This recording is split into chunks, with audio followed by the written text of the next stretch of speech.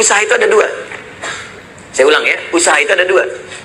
Usaha dengan mengumpulkan harta. Saya sarankan sih kalau mau nabung, tabung pakai emas. Itu lebih mudah. Ini saya sarankan. Karena ayat-ayat di Quran ketika bicara harta itu kebanyakan bicara tentang emas dan perak. Ya, misal Quran surah ketiga, ayat ke-14. Paling kanan agak ke bawah. Zuyyina lin-nasi hubbus syahawati minan nisa'i wal banin wal qanatiril muqantarati minan dzahab wal fiddah. Ya, qanatir muqantarah itu ada harta yang punya nilai intrinsik, berharga. Yang kalau dikumpulkan punya nilai.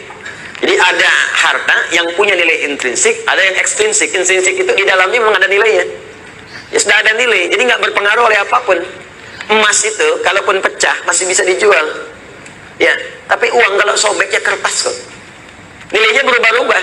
Makanya sekarang selalu mengalami devaluasi. Menurut saya bukan mengalami penurunan tuh, memang nilainya diturunkan dengan kepentingan tertentu. Dulu itu masih menggunakan emas. Ya, masih menggunakan emas. Isyarat Quran, hadis masih dipakai. Bahkan di Amerika pun masih pakai. Pada tahun 1930-an, 1934 dari 1932 itu diuji coba. Dia ada sekumpulan orang berkumpul memikirkan sikap monopoli. Bagaimana memonopoli dunia dari sistem keuangan. Maka diwujudkanlah uang kertas itu. Diuji coba asalnya di negara barat sana. Lokal sifatnya. Lokal. Apa yang diuji coba? Ditarik emas-emas dari penduduk lokal, dibuatlah uang kertas. Yang tidak mematuhi diberikan hukuman. Maka dari situ diberikan uang kertas, tapi uang kertas itu masih punya nilai setara dengan emas.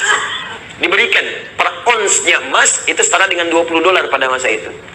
Terus orang nukar tuh, yang sadar bahwa kertas tidak punya nilai intrinsik, maka dia menyimpan kemudian emas ya di tempat lain supaya tidak kena hukuman. Ini kisah nyata ini, nanti ada perjanjiannya. Nah, teman-teman sekalian, apa yang terjadi? Ketika uang itu sudah menyebar dan emasnya cukup terkumpul, maka diturunkan, didevaluasi nilainya. Yang tadinya per onsnya $20, ya, diturunkan nilainya. Seakan-akan harga emas itu jadi naik, padahal emas itu segitu-gitu aja. Ya, uangnya turun lagi. Jadi berapa? $35. Ya, nilainya terus bertambah. Jadi seakan-akan jadi mahal gitu. Ya, padahal uangnya diturunkan. Nilai uangnya yang turun, bukan barangnya yang naik. Apa yang terjadi ketika mereka melihat kemudian jadi nilai itu berkurang, si emas itu kemudian punya nilai lagi, disetarakan lagi, akhirnya mereka borong lagi. Melihat uji cobanya berhasil, maka dipaksakanlah ke seluruh dunia. Maka dipaksa uang mata uang yang kita gunakan untuk turun nilainya. Mata uang mereka naik. Makanya satu kita balas dengan 13.000. Mereka cuma mengeluarkan satu, kita keluarkan 13.000. Dikuraslah kemudian harta benda kita keluar. Itu paling gampang. Makanya nggak ada nilainya. Tempat lain ada yang 20.000. Mereka ngasih satu, kita ngasih 20. Dan yang paling gampang itu kan kertas. Kertas kalau disobek, dihilangkan nilainya, nggak ada nilai. Sudah pulaunya keluar, sudah hartanya keluar, sudah emasnya diambil, ditukar dengan kertas. Mana ada kita nukar emas dengan kertas? Kertas nggak ada nilainya, disobek udah hilang. Bagaimana sekarang kalau mereka hilangkan? Kami sudah tidak menggunakan sistem uang lagi. Sementara harta benda kita sudah pindah. Apa yang mau kita sesali kemudian hari? Nah, makanya ini bahasa, ini ilmiah ya, ilmiah. Kalau mau diskusi silahkan. Ini ilmiah. Jadi kita diskusi. Nah, makanya dulu Bung Karno ketika membuat uang itu konsultasi pada ulama. Dan ulama mengusulkan tetap berikan nilai intrinsik di uang kertas itu setara dengan emas sekian ons misalnya. Ya sekian gram supaya ada nilainya. Kalau enggak itu jadi kertas. Itu sempat dipakai. Coba belajar sejarah yang baik. Cek lagi ke belakang. Dulu nilai uang kita itu ada setara dengan emasnya. Belakangan kemudian dihapuskan jadi kertas saja di situ. Makanya nilainya semakin melemah. Sebetulnya bukan uangnya yang lemah, bukan bendanya yang naik, uangnya yang dilemahkan. Kalau bendanya segitu-gitu aja, tempe kan gak berubah segitu-gitu juga.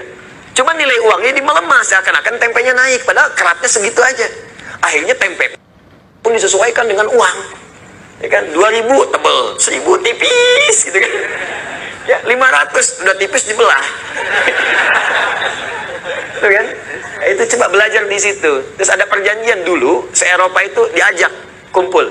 Makanya bikin dulu ada The Fed ya, masih sekarang sampai ada. Terus IMF dibuat pada saat untuk ngutang-ngutangi. Ya itu ini pelajaran ya, mesti kita tahu gitu ya, konteks ini untuk belajar. Makanya ekonomi kita itu selain pintar mesti soleh. Supaya dengan kesolehannya bisa memberikan manfaat untuk bangsa. Itu poinnya, dan kita mesti belajar. Nah termasuk ini bisa dibawa bekal untuk haji. Kalau mau haji, mau umroh, nabung pakai emas. Nggak akan berubah. Nabung pakai emas. Silahkan ada logam mulia, ada dinar, kumpulkan. Demi Allah saya katakan ya, nilai itu, karena emas itu punya nilai intrinsik, maka dia akan terus naik. Akan setara. Harga kambing di masa Nabi, sampai sekarang pun sama nilainya segitu. Jadi walaupun orang kelihatan naik sekian juta, dulu cuma satu, sekarang juta. Dinar cuma 1 dinar selesai. Dari dulu 1 dinar, sekarang 1 dinar. Ya. Dari dulu emasnya sekian, ya sekian. Anda kalau nabung pakai emas, mungkin nggak akan 20 tahun, 40 tahun. 10 tahun Anda pakai HJON Plus tuh. Kenapa? Karena yang Anda kumpulkan tuh nilainya itu terus naik. Sementara kalau Anda nabung segitu-gitu juga, juta ya sejuta.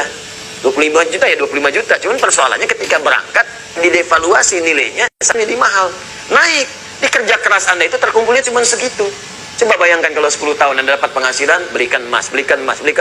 Mungkin akan turun jaraknya. Orang yang nabung 20 tahun nanti lama-lama, mungkin Anda cuma 10 tahun pakai warna plus. Dapat Anda di situ. Kalau nggak percaya silakan coba buktikan pelan-pelan di situ. Dan tidak melanggar hukum. Karena uang transaksi yang kita gunakan tetap rupiah. Kita nabung pakai emas, jual pakai rupiah, setelah itu berangkat. Ya kan?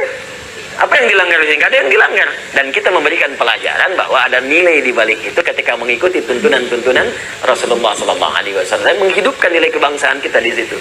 Jelas di sini? Baik, itu bagian pertama. Yang belum